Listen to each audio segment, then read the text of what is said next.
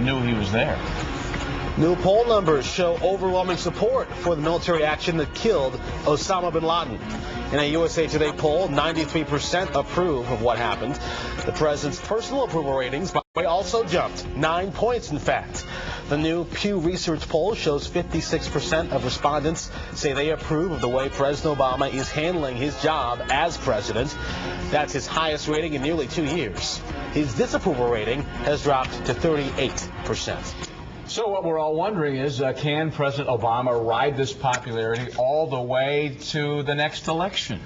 Yeah, we have Tom Serafin joining us now, a political analyst, and this is a fascinating story, at least from a political aspect, isn't it? Right, it is.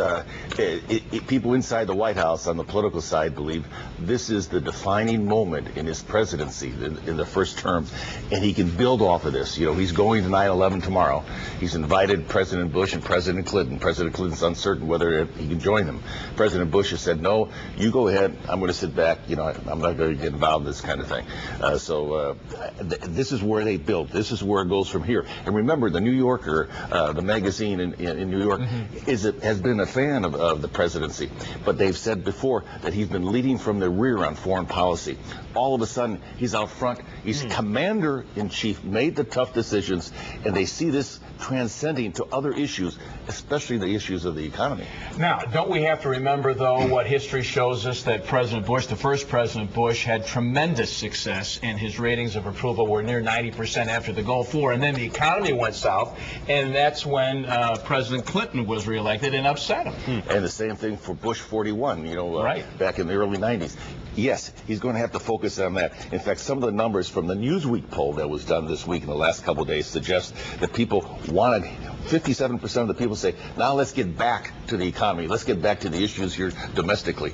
And 92% of the people say this decision to get bin Laden will not change the way I'm going to vote in 2012. So there's still a lot of work to do. People are still voting their pocketbook, still voting the gasoline tax, gasoline cost for $4.50 a gallon. It's killing people. Just killing people. There's some argument, though, in Washington over who really deserves credit for what went down on Sunday. Certainly there are people that say, well, President Obama, commander-in-chief, he deserves credit. But there have been people from the Bush White House who have come out and said, well, wait a minute, whoa. This comes after years of work, including years in the Bush administration, and also folks saying this comes after waterboarding, which is like a dirty word in the Obama administration. So does this change, does this bring this conversation back open as to what constitutes torture?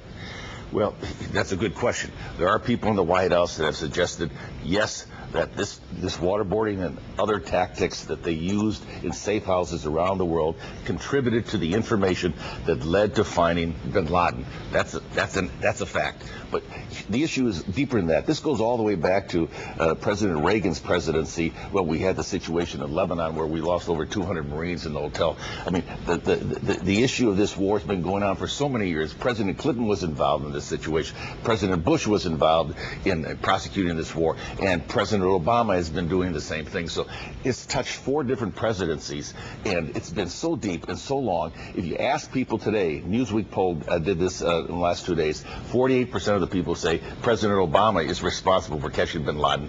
31% of the people of America say President Bush is involved. But these are snapshots in time. Is that fair, though? I mean, in your estimation, do you think it's fair to give any one president the accolade for killing bin Laden? He made the tough decision to go in there, and the way they went in there. But this has been going on through 4 presidencies. They've been prosecuting this. You know, probably the real hero, historians 25, 30 years from now, Leon Panetta. He's the one with the CIA. He's the one who brought them together with the Pentagon. He's the one who merged those intelligence operations. He's the one who really hammered this home. And when they discovered that this home was out there, and they discovered that maybe bin Laden was there at this compound, he said, I want to know who lives there. I want to know what rooms they live in there. And he pounded the desk. And Panetta, he forced everybody to do the job that needed to get done. And he prosecuted this thing all the way through the end. The president made the tough decision to go in. but the people underneath him, Panetta and others, made the job and got it done. A lot of credit to be spread around to a lot of different people. It makes you feel better about our intelligence community. A lot has come together since 9/11, and you're going to see a lot of this and hear a lot about this tomorrow when they visit the 9/11 site in New York. Tom, thanks. Appreciate it. Tom Serafin with Insights this morning. Right now, let's